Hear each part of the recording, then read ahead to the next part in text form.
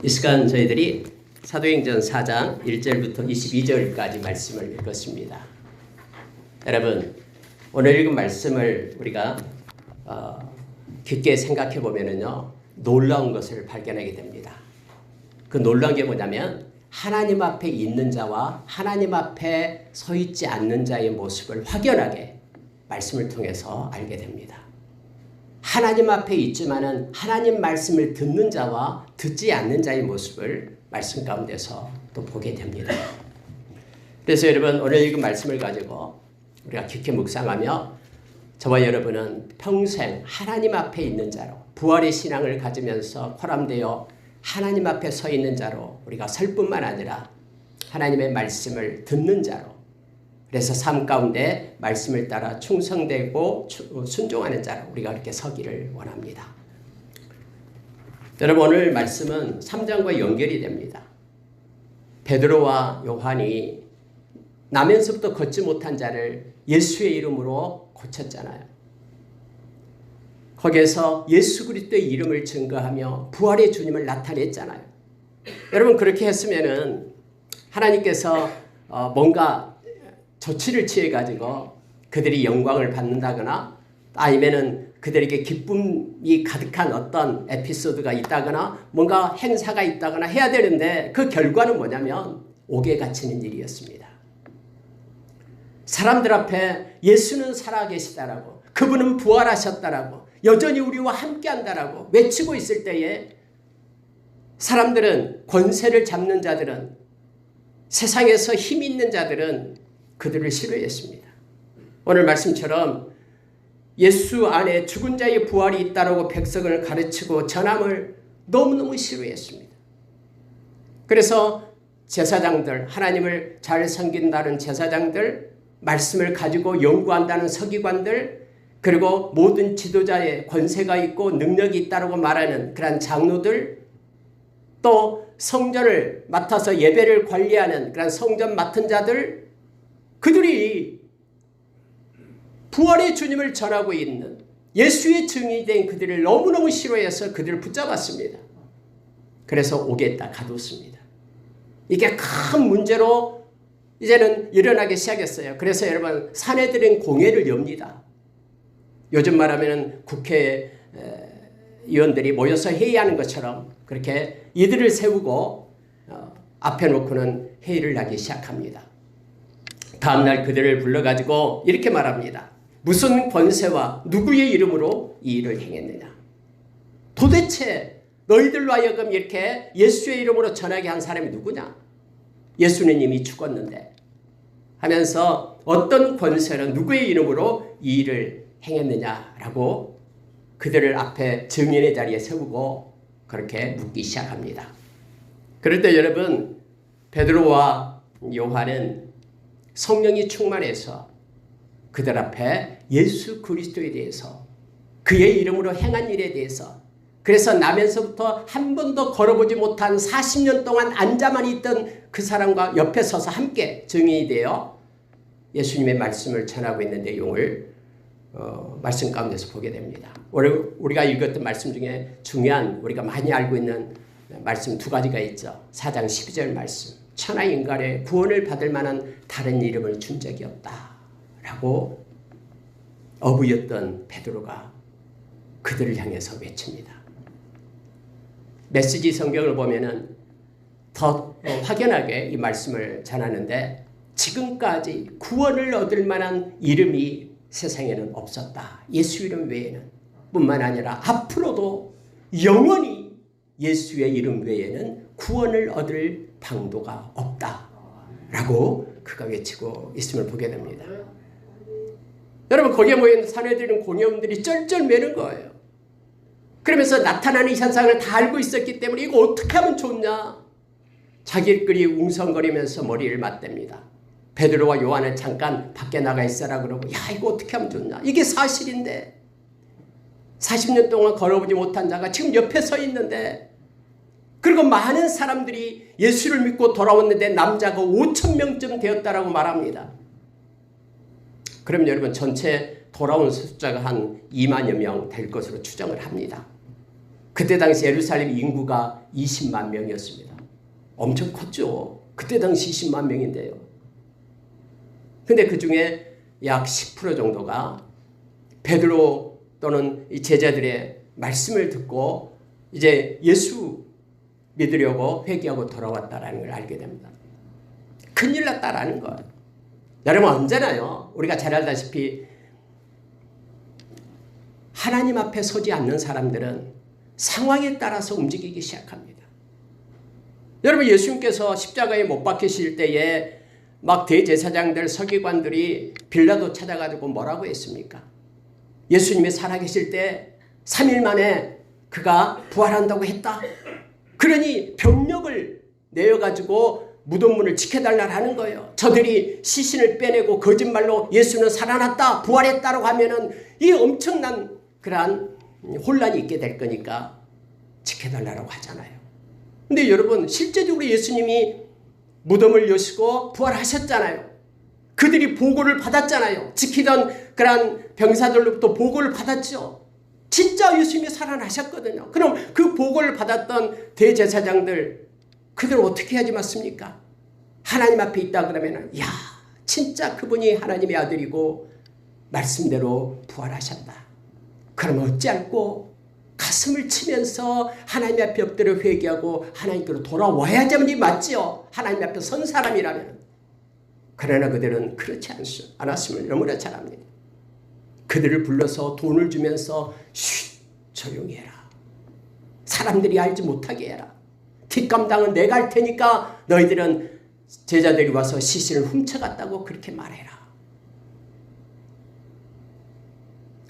오늘 여러분, 이러한 사건이 일어난 그들, 제사장들, 하나님을 잘 섬긴다는 그들의 기득권, 그들의 권세가 없어질까 봐 그들은 안절부절하면서 정말로 예수님이 부활했고 그러한 현상들이 나타났음에도 불구하고 그들은 어떻게 하면은 예수의 이름을 지울까? 어떻게 하면은 더 이상 예수의 이름으로 말하지 못하게끔 저들을 그렇게 억압할까? 이것에 머리를 맞대고 그들의 결론이 뭐였습니까? 불러들여서 위협하는 거예요. 예수의 이름으로 앞으로 뭔가 이적을 베풀거나 행하면 죽어 하는 거예요. 감옥에 갇혀서 죽이겠다라는 거예요. 예수 앞에 서 있는 자와 서 있지 않는 자의 모습은 상황에 따라서 너무너무 다릅니다. 예수 앞에 있는 이들은 자기 이름을 넣지 않습니다. 예수 증인이 된 사람들은 예수만을 높입니다. 그래서 오늘날 수많은 그런 시대 가운데 있을 때 사람이 높아지는 것을 보면은 그것은 가짜입니다. 그것은 예수 앞에 있는 것이 아니라 사람 앞에, 상황 앞에, 어떤 그런 현상 앞에 놓인 것입니다.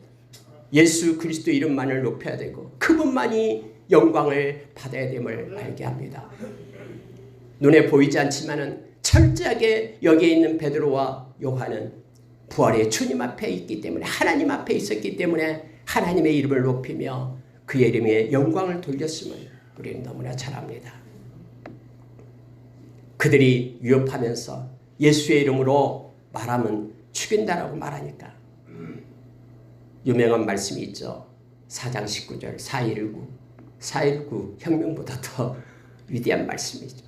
4.19 하나님 앞에서 너희들 말 듣는 것과 하나님 말씀 듣는 것 어느 것이 옳은가 판단해봐라. 우리는 보고 들은 것을 전하지 않을 수 없다.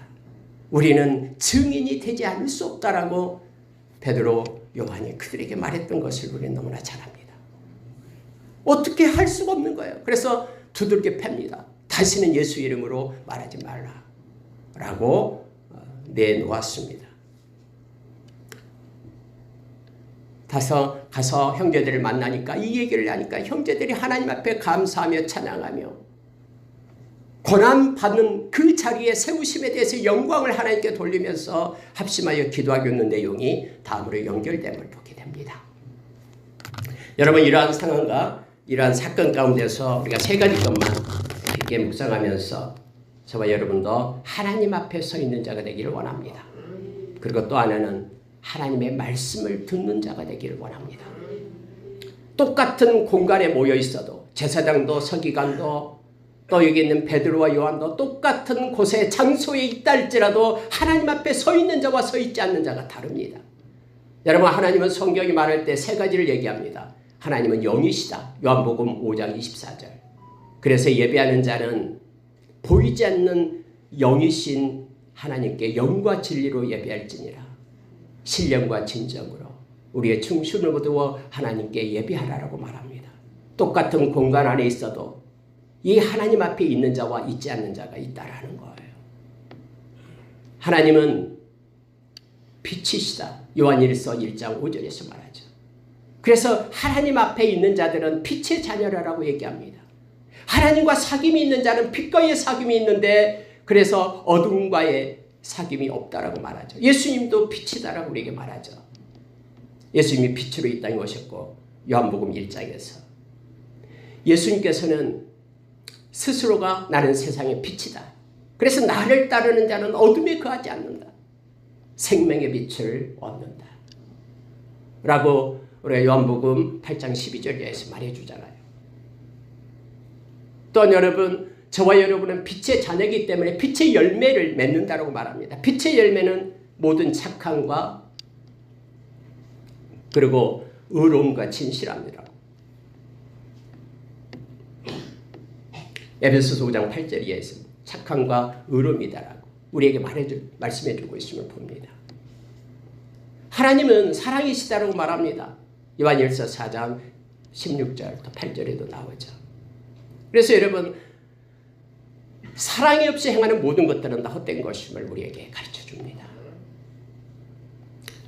여러분, 하나님 앞에 똑같은 공간에 있어도 서 있는 자와 서 있지 않는 자가 있다는 것을 알게 합니다. 오늘 말씀을 가지고 누가 하나님 앞에 서는가를 먼저 생각해 보겠습니다. 하나님 앞에 설 수 있는 자, 하나님은 거룩이십니다. 따라서 성경은 히브리서 10장 19절 20절에서 예수님께서 십자가의 죽으심으로 인하여 당신의 육체를 쪼개서 하나님께로 이르는 살길을 내었다고 말합니다. 하나님의 보좌에 나갈 수 있는 방법, 유일한 방법은 예수님의 보혈을 힘있는 자가 보좌에 나갈 수 있습니다. 하나님 앞에 설 수 있다는 것은 예수 그리스도의 보혈로 인하여 우리가 예수님의 의를 힘입을 때만 하나님의 보좌에 나가서 은혜를 주시는 은혜의 보좌, 때를 따라 구원을 주시는 긍휼을 베푸시는 그 보좌에 나갈 수 있다라고 히브리서 4장 16절에서 우리에게 말해줍니다. 여러분, 예수님의 보혈로 회개하는 자가 하나님 앞에 설 수 있는 자입니다. 하나님은 거룩하신 분이기 때문에 우리의 죄된 모습으로는 하나님의 보좌에 나가고 하나님 앞에 설 수가 없어요. 코람데이 할 수가 없습니다. 우리가 여러분 사도행전 10장에 보면 고넬료 가정이 나옵니다. 고넬료 가정이 베드로를 초청을 합니다. 그러면서 베드로가 왔을 때에 그 고넬료가 베드로에게 뭐라고 얘기하냐면 우리가 다 하나님 앞에 섰습니다. 가족들을 불러서 하나님 앞에 이제는 서 있습니다. 하나님이 당신을 통해서 주신 말씀을 우리가 듣기 위하여 하나님 앞에 서 있습니다. 라고 말합니다. 여러분, 여기에서 지금 베드로와 요한이 나오잖아요. 베드로는 베드로전서 1장에서 그렇게 말합니다. 하나님께서 하나님의 백성을 택하신 이유가 예수 그리스도의 보혈을 주어서 그들로 하여금 죄사함을 받게 하기 위하여 택했다고 말합니다. 그래서 하나님의 보좌에 나가 예수의 이름으로 예수의 의를 입고 하나님의 보좌에 나가 하나님께 예배자로 기도자로 세우기 위함임을, 그것 때문에 저와 여러분을 택했다라고 베드로 사도는 우리에게 가르치고 있는 것입니다. 여러분, 예수님의 보혈을 힘입는 자가 하나님의 보좌에 나가고 하나님 앞에 설 수가 있습니다. 고린도후서 5장 21절에서 고린도후서 5장 17절에서 저와 여러분이 새로운 피조물이 되었죠. 예수 그리스도를 믿고요. 예수 그리스도 보혈 때문에 저와 여러분이 하나님의 의가 되었다고 21절에서는 가르쳐줍니다.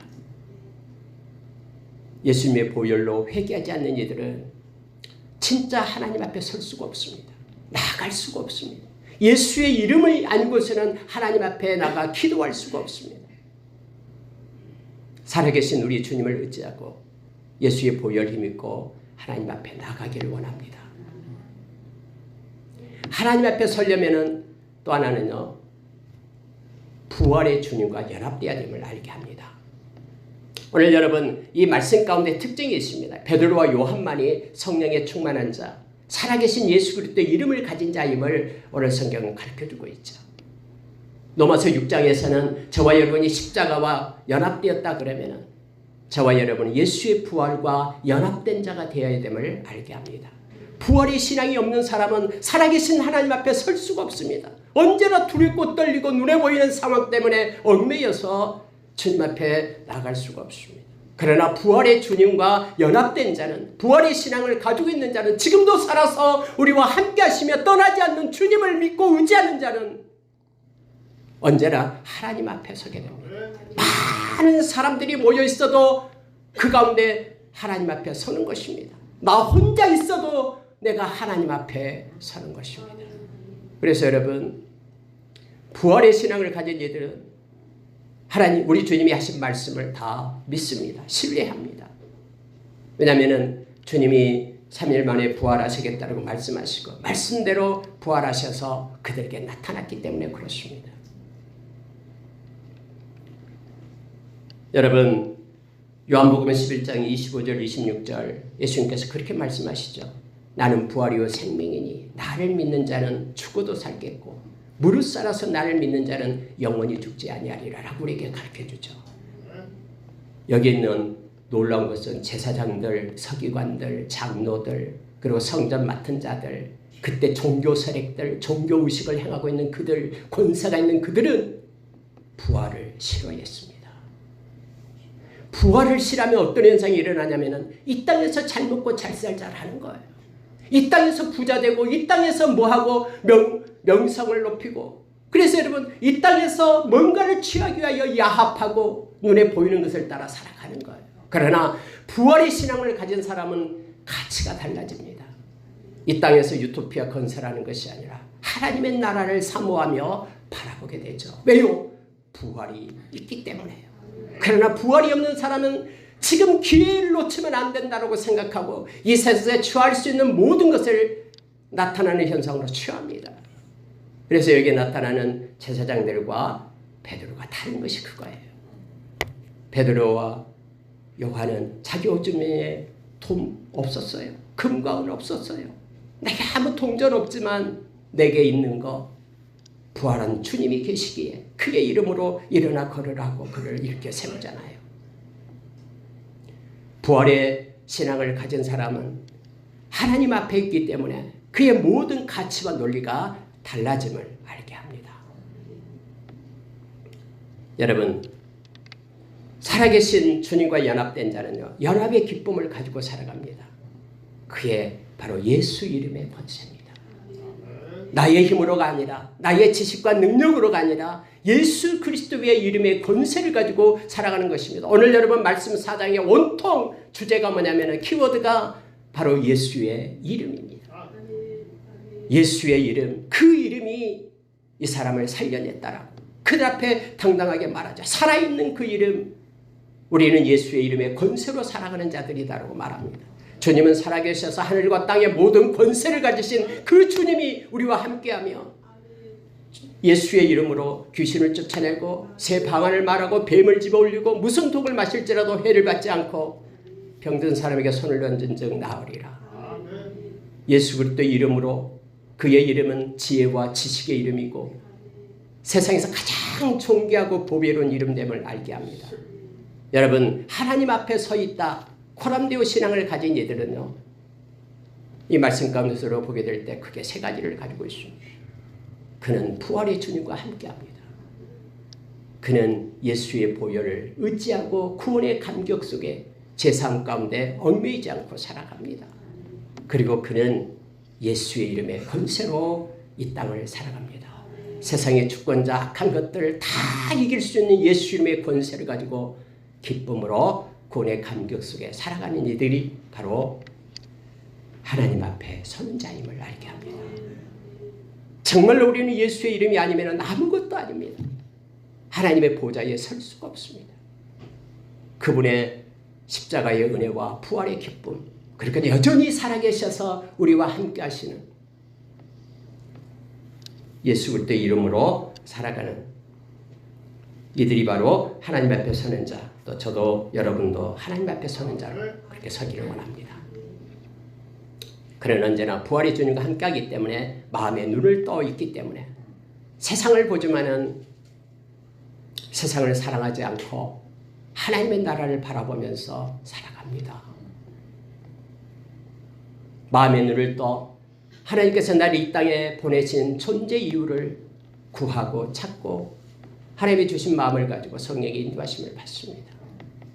마음의 눈을 떠 정말로 우리와 함께 하시는 예수의 이름의 권세를 기뻐하며 붙잡고 살아갑니다. 여러분, 두 번째로요, 누가 하나님 말씀을 듣는가 하는 겁니다.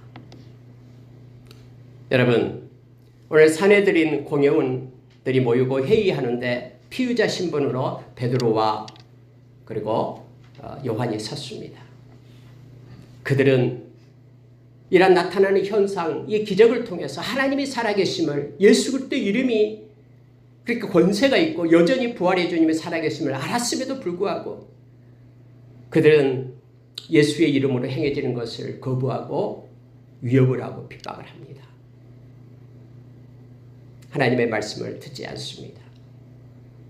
같은 공간에 있어도 하나님의 말씀을 읽고 듣고 묵상하는 자가 복이 있다라고 요한계시록 1장 3절에서 말씀했음에도 불구하고 하나님의 말씀이 외쳐지는데 말씀을 마음에 담지 않습니다. 말씀의 씨앗이 우리의 마음 가운데 떨어져 30배, 60배, 100배의 결실을 맺어야 되는데 그렇지 않습니다. 오히려 말씀을 버립니다. 길가의 씨앗처럼 또는 돌밭이나 가시나무 거기에 얽매여서 말씀을 버립니다. 여러분, 고린도후서 4장 4절에는 약한 자가 하는 방법이 있다고 우리에게 가르쳐주고 있죠. 우리의 마음을 혼미하게 합니다. 그래서 여러분, 하나님의 말씀이 우리의 마음에 떨어지는 것을 싫어합니다. 말씀이 삶의 기준점, 우리의 사고의 중거점으로 삼지 않고 자기의 지식과 자기의 기질을 자기가 지금까지 해왔던 그러한 경험치를 가지고 정욕을 따라 살게끔 그렇게 악한 자가 미혹을 합니다. 여러분, 오늘 베드로 사도는 4장 19절에서 하나님 앞에 있으면서 하나님의 말씀을 들을 것을 요청을 합니다. 갈라디아서 5장 16절에 보면은 저와 여러분이 성령을 쫓는 자가 되든지 아니면은 육체의 정욕을 쫓는 자가 되든지 둘 중에 하나를 선택하라라고 우리에게 말합니다. 그러나 성령을 쫓는 자는 육체의 정욕을 따라서 행하지 않는다라고 가르쳐주고 있죠. 육신을 가진 우리는 죄성을 가졌기 때문에 가만히 있으면 우리의 정욕을 따라 살게 되어 있습니다. 그러나 우리가 거룩한 자로 하나님께 속한 자로 성령을 쫓는 삶을 살려면 말씀과 기도로 거룩하여진다라고 말하면서 말씀을 붙잡기를 원하고 성령으로 기도하기를 성경은 우리에게 가르쳐주고 원합니다. 말씀은 성령님이 쓰셨기 때문에 성령님은 말씀을 보고 묵상하고 말씀을 사모하는 자를 붙드십니다. 그리고 진리 가운데로 성령님은 인도하십니다. 성령님은 기도의 영이기 때문에 기도하는 자에게 성령은 말할 수 없는 탄식으로 우리를 위하여 기도하면서 하나님의 뜻과 마음을 우리 가운데 깨닫게 하십니다. 그래서 말씀과 기도를 붙잡고 사는 것이 하나님의 말씀을 듣는 자며 말씀을 순종하는 삶, 거룩한 삶을 살아가는 길임을 깨닫게 합니다. 여러분, 누가 하나님의 말씀을 듣게 합니까? 성령님이십니다. 우리가 진심으로 예수님을 영접하면 우리의 마음 가운데 성령님이 계십니다. 그분은 진리의 영입니다. 알레theia, 진리를 얘기할 때 성경은 세 가지를 얘기하죠. 예수 그리스도가 나는 길이요 진리요 생명이다. 진리라고 말씀하십니다. 성령님이 진리의 영이다라고 우리에게 가르칩니다. 하나님의 이 말씀이, 기록된 말씀이 진리다라고 우리에게 말합니다. 그래서 여러분, 이 모든 세 가지는요, 성령님, 예수 그리스도 또 말씀은 분리되지 않습니다. 그래서 예수님이 나를 사랑하는 자는 나의 말을 지킨다 라고 요한복음 14장 21절 23절 우리에게 가르쳐주고 있죠. 진리의 영이신 성령님은 우리를 진리 가운데로 인도하신다고 말씀하시면서 성령님은 스스로 영광을 받는 것이 아니라 나를 드러내고 나에게 영광을 돌린다라고 예수님께서 친히 그렇게 말씀하셨습니다. 여러분, 누가 하나님의 말씀을 듣습니까? 성령의 인도하심을 받는 이들입니다. 성령의 충만함을 그래서 우리는 구하는 것입니다. 성령에 충만할 때 우리는 하나님의 말씀이 너무너무 감미롭고 하나님의 말씀을 사모하게 됩니다. 왜냐하면 성령님이 말씀을 쓰셨기 때문에요. 디모데후서 3장 16절 이하에서 가르쳐주고 있죠. 성령 충만할 때 우리는 기도하게 됩니다. 왜냐하면 성령님이 기도의 영이기 때문에 그렇습니다. 그래서 여러분, 말씀과 기도로 우리가 하나님의 말씀을 듣고 행하는 자로, 성령 충만한 자로 그렇게 우리가 서기를 원합니다. 여러분, 하나님의 말씀을 우리가 들을 때는요, 충성된 자가 됩니다. 충성이라는 단어는 끝까지 견디는 자가 충성을 말하고 있는 것이죠. 중간에 포기하고 떠나는 것은 충성이 아닙니다. 마태복음 24장에서 예수님께서 45절 이하에 나오죠. 우리 주님 오셨을 때에 착하고 충성된 자를 주님께서는 기뻐하시며 또 칭찬하시며 세우십니다. 여러분, 하나님의 말씀을 듣고 말씀을 붙잡고 살아갈 때만이 충성된 자로 설 수가 있습니다. 디모데후서 2장 1절부터 5절 이하의 말씀을 보면은 충성된 자들에 의해서 또 충성된 자들이 세워지고 지금까지 이 진리의 말씀을 따라 순종하면서 충성되게 해왔던 사람들에 의해서 저와 여러분에게까지 이 진리의 말씀이 오게 된 겁니다. 우리를 이어서도 여전히 하나님의 말씀은 보존되고 우리 주님 오실 때까지 생명의 물줄기가 진리의 말씀이 흘러가게 될 겁니다. 충성된 자들에 의해서 말입니다. 거기에서 여러분, 충성된 자는 세 가지를 나타냅니다. 첫째가 나타낼 때 병사를 얘기하죠. 병사는 자기의 목적을 위하여 싸우지 않는다. 부른 자를 위하여 싸운다라고 말합니다. 만약에 군인들이 있는데 자기가 뭐 급한 일이 있다고 다 집에 가버린다면 군인이 아니겠죠. 충성된 자는 자기의 뜻이 아닌 하나님의 뜻을 마음에 품습니다. 또 충성된 자는 경기를 한다라고 얘기합니다. 경기자로 나타내죠. 근데 경기자의 특징은 법을 지켜야지만이 경기에서 우승할 수가 있다고 말합니다. 충성된 자는 하나님의 말씀만을 붙잡습니다. 또 농부에 대해서 말합니다. 농부는 충성된 자를 얘기할 때 씨앗을 뿌리는데 씨앗이 열매 맺을 때까지 기다린다라고 말합니다. 끝까지 인내하면서 하나님의 때를 기다리며 인생 마칠 때까지 말씀을 가지고 살아가는 믿음의 사람, 크게 충성된 자라라고 말합니다. 그 농부는 때가 되면 걷게 될 것입니다. 많은 그러한 산물을 얻게 될 것입니다. 여러분, 누가 하나님의 말씀을 듣고 말씀을 사모합니까? 진리에 대한 사모가 있어야 된다고 말합니다. 우리가 데살로니가후서 2장 14절 이하에 말해주고 있잖아요. 세상의 미혹의 영이 이제는 오는데 다 넘어간대요. 하나님께서 그렇게 행한대요. 그러나 진리의 사랑을 가지고 있는 이들은 끝까지 세워진다라고 말합니다. 하나님의 말씀을 싫어해서 버리면요, 마음 가운데 하나님을 향한 경외심이 없어져 버립니다. 하나님의 말씀이 우리의 마음 가운데 있어야지만이 우리가 감사하고 기뻐하고 찬양하고 예수의 이름의 권세를 행할 수 있는 능력이 우리 가운데 주어진다라고 골로새서 3장 16절에서 가르쳐주고 있잖아요. 하나님 앞에 서는 자는 하나님의 말씀을 듣는 자가 되어야 됩니다.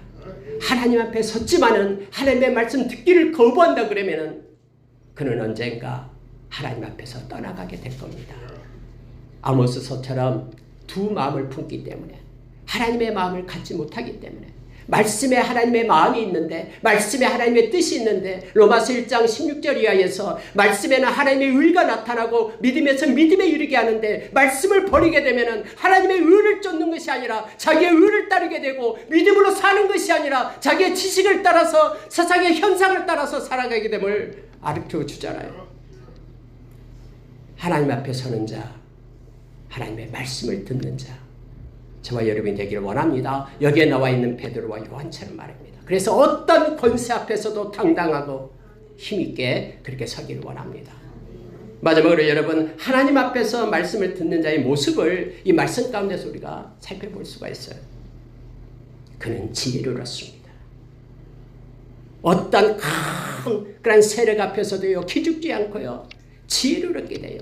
하나님의 말씀은 지혜고요, 진리는 지혜거든요. 어둠의 권세는 떠나가게 되어 있어요. 여러분, 우리가 야고보서 3장 17절 이하에 보면 세상의 지혜가 있고 하늘의 지혜가 있다고 우리에게 가르쳐줍니다. 말씀을 가진 자는 하늘의 지혜를 얻게 됩니다. 성령은 지혜의 영입니다. 그래서 여러분, 하늘의 지혜를 가진 사람은 성결하고 또 화평하면서 또 양순하고 긍휼이 많고 선한 열매가 가득합니다. 거짓이 없습니다. 편백이 없습니다. 의의 열매가 풍성하다라고 우리에게 가르쳐줍니다.